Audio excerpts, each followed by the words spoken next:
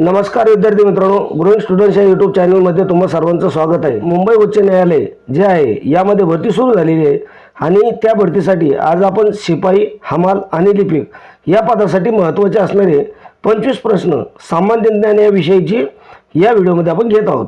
हे सर्वच्या सर्व प्रश्न खूप इम्पॉर्टंट असणारे आहेत। बॉम्बे हायकोर्टमध्ये जे काही महत्त्वाचे प्रश्न असतात ते सुद्धा प्रश्न घेतलेले आहेत आणि 2018 मध्ये जी भरती झाली होती त्यातील सुद्धा काही प्रश्न आपण ॲड केलेले आहेत। तर व्हिडिओ शेवटपर्यंत पहा। व्हिडिओ आवडला तर त्याला एक लाईक नक्की करा।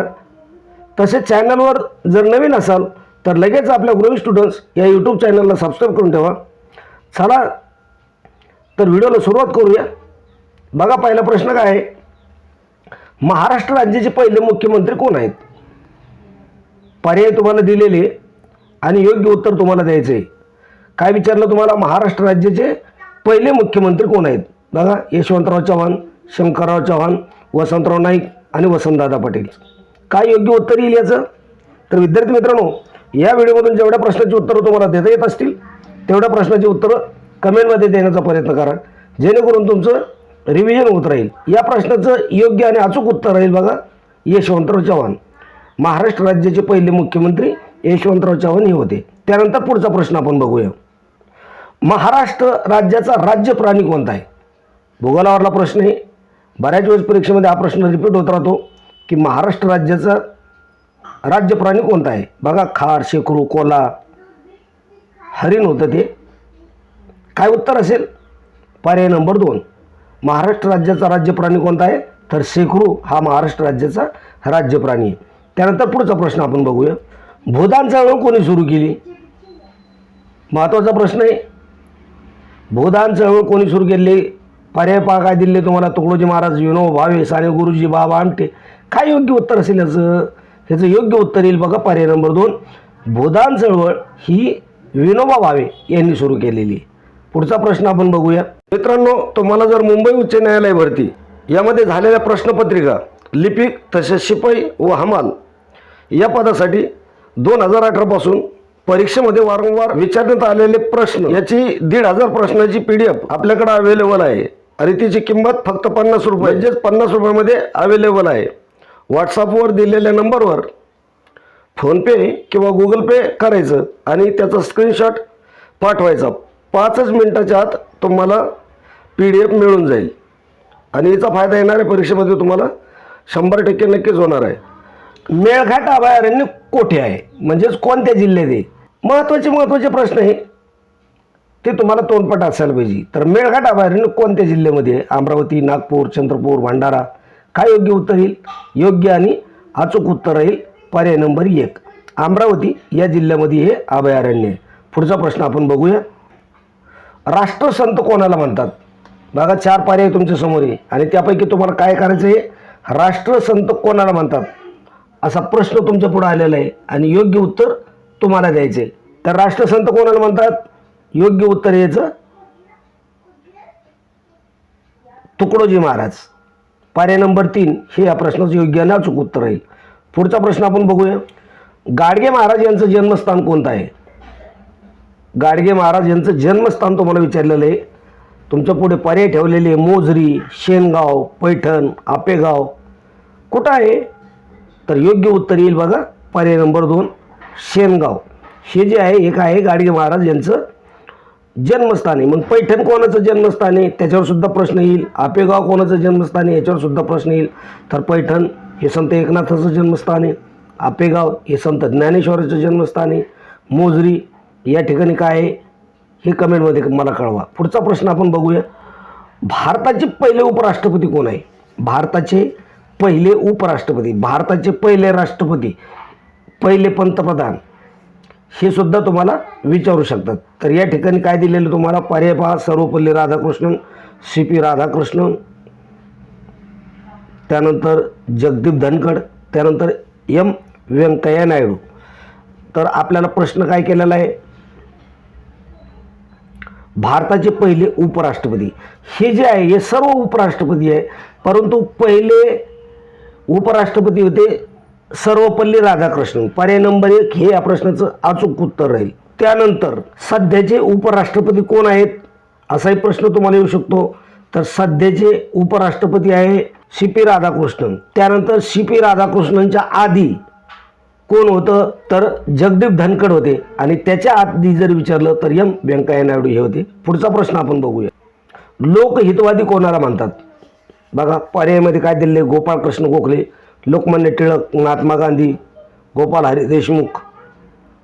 लोकहितवादी कोणाला म्हणतात? योग्य उत्तर राहील पर्याय नंबर 4 गोपाल हरी देशमुख यांना काय लोकहितवादी असे म्हणतात. पुढचा प्रश्न आपण बघूया. चौदार तळे सत्याग्रह कुठे झाला? चौदार तळे सत्याग्रह कोणत्या ठिकाणी झालेला आहे? कोणी केलेला आहे? कोणत्या वर्षामध्ये केलेला आहे? हे सुद्धा तुम्ही पाहून ठेवा, कारण याच्यावर सुद्धा प्रश्न विचारले जातात. मग चौदार तळ्याचा सत्याग्रह कुठे झालेला आहे तर महाड या ठिकाणी झालेला आहे. पर्यायामध्ये तुम्हाला दिलेलं आहे रोहा, रत्नागिरी, चिपळूण, परंतु योग्य उत्तर काय आहे? पर्याय नंबर 1 महाड या ठिकाणी झालेला आहे. पुढचा प्रश्न आपण बघूया. मध्यरात्रीचा सूर्य कुठे उगवतो? मध्यरात्रीचा सूर्य मध्यरात्रीचे विचारलं तुम्हाला आणि ह्याच्यावर असाही प्रश्न विचारला जातो की उगवत्या सूर्याचा देश कोणता आहे, असाही प्रश्न विचारला जातो. बघा पर्याय काय दिलेले? Japan, Thailand, Norway, Russia. मग मध्यरात्रीचा सूर्य कोणत्या ठिकाणी उगवतो तर पर्याय नंबर 3 या प्रश्नाचं योग्य उत्तर राहील नॉर्वे या ठिकाणी मध्यरात्रीचा सूर्य उगवतो. आणि प्रश्न जर आला की उगवत्या सूर्याचा देश कोणता आहे तर जपान हे त्याचं उत्तर राहील. पुढचा प्रश्न आपण बघूया. चिपको आंदोलन कशासाठी झालं? नावाजलेलं आहे, बऱ्याच परीक्षेमध्ये प्रश्न विचारला जातो. चिपको आंदोलन कशासाठी झालं? चिपको आंदोलनाचे प्रणेते कोण आहेत असे सुद्धा प्रश्न तुम्हाला विचारले जाते. पर्याय बघा काय आहे? वृक्ष संवर्धन, जल संवर्धन, पक्षी संवर्धन आणि प्राणी संवर्धन. तर चिपको आंदोलन कशाच्या संदर्भात झालेलं आहे? पर्याय नंबर 1 वृक्ष संवर्धन याच्या संदर्भामध्ये चिपको आंदोलन झालेलं आहे. पुढचा प्रश्न आपण बघूया. उच्च न्यायालयाची स्थापना कधी झाली? उच्च न्यायालयाची स्थापना तुम्हाला विचारलेली आहे. पर्याय दिले 1856, 1860, 1858 आणि 1862. काय योग्य उत्तर येईल? उच्च न्यायालयाची स्थापना कधी झालेली आहे तर 1862 मध्ये. म्हणजेच योग्य आणि अचूक उत्तर आहे पर्याय नंबर 4. पुढचा प्रश्न आपण बघूया. मराठी भाषा दिन कोणाच्या वाढदिवसानिमित्त साजरा केला जातो? मराठी भाषा दिन कोणाच्या वाढदिवसानिमित्त साजरा केला जातो? पर्यायामध्ये काय दिलेले आहे? वि. स. खांडेकर, वि. वा. शिरवाडकर, त्र्यंबक बापूजी ठोंबरे आणि अनिल अवचट. योग्य उत्तर काय येईल? मराठी भाषा दिन कोणाच्या वाढदिवसानिमित्त तर वि. वा. शिरवाडकर, त्यालाच आपण कुसुमाग्रज असं सुद्धा म्हणतो, यांच्या वाढदिवसानिमित्त काय मराठी भाषा दिन साजरा केला जातो. पर्याय नंबर 2 हे या प्रश्नाचं योग्य उत्तर आहे. पुढचा प्रश्न आपण बघूया. रिझर्व्ह बँकेचे मुख्यालय कुठे आहे? काय प्रश्न आहे? रिझर्व्ह बँकेचं मुख्यालय तुम्हाला विचारलेलं. बघा पुणे, मुंबई, कोलकाता, दिल्ली. काय उत्तर असेल? रिझर्व्ह बँकेचे मुख्यालय कुठं येतं? पर्याय नंबर 2 मुंबई या ठिकाणी काय रिझर्व्ह बँकेचे मुख्यालय आहे. त्यानंतर पुढचा प्रश्न आपण बघूया. महाराष्ट्राची सांस्कृतिक राजधानी कोणती आहे किंवा कोठे आहे? महाराष्ट्राची सांस्कृतिक राजधानी, सर्वांना या प्रश्नाचं उत्तर येत असेल. सोपा प्रश्न आहे. नागपूर, छत्रपती संभाजीनगर, पुणे, मुंबई. महाराष्ट्राची सांस्कृतिक राजधानी कुठं आहे तर पुणे या ठिकाणी. म्हणजेच योग्य आणि अचूक उत्तर आहे पर्याय नंबर 3. पुढचा प्रश्न बघा आहे. महाराष्ट्र दिन कधी साजरा केला जातो? की महाराष्ट्र राज्य हे कोणत्या तारखेला अस्तित्वात आलेले आहे की ज्याला आपण महाराष्ट्र दिन म्हणून साजरा केला जातो? बघा तारखे काय? 4 मे, 2 मे, 5 मे, 1 मे. काय उत्तर असेल तर त्याचं योग्य आणि अचूक उत्तर आहे पर्याय नंबर 4 1 मे हा जो दिवस आहे याला काय महाराष्ट्र दिन म्हणून आपण साजरा करतो. पुढचा प्रश्न आपण बघूया. महाराष्ट्रातील सर्वात लांब नदी कोणती आहे? सर्वात लांब नदी तुम्हाला विचारली महाराष्ट्रामधली कोणती आहे? कृष्णा, कोयना, गोदावरी, तापी. महाराष्ट्रामध्ये सर्वात लांब नदी योग्य उत्तर आहे पर्याय नंबर 3 गोदावरी ही जी नदी ही काय महाराष्ट्रामध्ये सर्वात लांब नदी. पुढचा प्रश्न आपण बघूया. नाथसागर धरण कोणत्या नदीवर आहे? नाथसागर धरण कोणत्या नदीवर आहे? पर्याय काय दिले तुम्हाला बघा. कोयना, गोदावरी, कृष्णा, भीमा. आता बघा कोयना नदीवर कोणतं धरण आहे, त्या जलाशयाला काय नाव आहे हेही तुम्हाला माहीत पाहिजे. आता या ठिकाणी तुम्हाला प्रश्न काय विचारलेला आहे? नाथसागर धरण कोणत्या नदीवर आहे? योग्य उत्तर आहे पर्याय नंबर 2 गोदावरी नदीवर नाथसागर हे धरण आहे. पैठण या ठिकाणी छत्रपती संभाजीनगर जिल्ह्यामध्ये. पुढचा प्रश्न आपण बघूया. महिला आर्य समाजाची स्थापना कोणी केली? आर्य समाजाची स्थापना कोणी केली याच्यावर सुद्धा प्रश्न येतो. या ठिकाणी काय आहे? महिला आर्य समाजाची स्थापना कोणी केली बघा, पंडिता रमाबाई, महर्षी धोंडो केशव कर्वे, रमाबाई रानडे, सावित्रीबाई फुले, जेवढे बी तुम्ही समाजसुधारक दिलेले तेवढे बी अति महत्त्वाचे. प्रत्येकाचं वेगवेगळं काम आहे आणि त्याच्यावर सुद्धा तुमची नजर पाहिजे. महिला आर्य समाजाची स्थापना कोणी केलेली आहे? पंडिता रमाबाई यांनी केलेली आहे.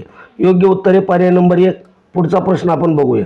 अंतचा विरोधार्थी शब्द कोणता? व्याकरणामधला प्रश्न आहे. अंत याचा विरोधार्थी शब्द कोणता आहे? बघा, शेवट, समाप्ती, सुरुवात, अखेर. काय आहे अंतचा विरोधार्थी? सुरुवात. पर्याय नंबर 3. आता याच्यापैकी शेवट, समाप्ती, अखेर हे जे पर्याय दिलेले तर हे काय आहे? अंतचे समानार्थी शब्द आहेत. पुढचा प्रश्न आपण बघूया. केसाने गळा कापणे या वाक्प्रचाराचा अर्थ काय आहे? केसाने गळा कापणे या वाक्प्रचाराचा अर्थ तुम्हाला विचारलेला. बघ काय? विश्वासघात करणे, वाकडे दाखवणे, आडवी टांग करणे किंवा अपमान करणे. तर केसाने गळा कापणे म्हणजे काय करणे? पर्याय नंबर 1 हे या प्रश्नाचं योग्य आणि अचूक उत्तर येईल, विश्वासघात करणे. पुढचा प्रश्न आपण बघूया. महाराष्ट्राचे राज्यपाल कोण आहेत? महाराष्ट्राचे सध्याचे राज्यपाल कोण आहेत असं तुम्हाला विचारलेलं आहे. अति महत्त्वाचा प्रश्न आहे, चालू घडामोडीवरील प्रश्न आहे. महाराष्ट्राचे राज्यपाल कोण आहेत? बघा, विद्यासागर राव, CP राधाकृष्णन, आचार्य देवव्रत आणि श्रीप्रकाश. तर बघा, तुम्हाला सध्याचे राज्यपाल विचारलेले आहे तर कोण आहे? तर आचार्य देवव्रत. पर्याय नंबर 3 हे सध्याचे राज्यपाल आहेत. पहिले राज्यपाल कोण होते असा प्रश्न जर तुम्हाला विचारला, महाराष्ट्राचे पहिले राज्यपाल कोण होते, तर त्याचं उत्तर राहील बघा श्रीप्रकाश, हे त्याचं उत्तर राहील. पुढचा प्रश्न आपण बघूया. राज्यसभा सदस्याचा कार्यकाळ किती असतो? राज्यसभा, लोकसभा, विधानसभा, विधान परिषद हे सर्व याच्या सदस्याचा कार्यकाळ तुम्हाला माहीत पाहिजे. या ठिकाणी तुम्हाला प्रश्न आहे, राज्यसभा सदस्याचा कार्यकाळ किती असतो? योग्य उत्तर आहे पर्याय नंबर 2 6 वर्ष हा त्यांचा कार्यकाळ असतो. पुढचा प्रश्न आपण बघूया. शिवाजी महाराजांचा जन्म कुठे झाला? सोपे सोपे प्रश्न आहेत. शिवाजी महाराजांचा जन्म कुठे झाला आहे? बघा, रायगड, राजगड, शिवनेरी, प्रतापगड. काय उत्तर येईल याचं? याचं योग्य आणि अचूक उत्तर येईल पर्याय नंबर 3 शिवनेरी या ठिकाणी काय आहे? छत्रपती शिवाजी महाराजांचा जन्म झालेला आहे. पुढचा प्रश्न आपण बघूया. भारताचा पहिला अंतराळवीर कोण होता? भारताचा पहिला अंतराळवीर कोण आहे?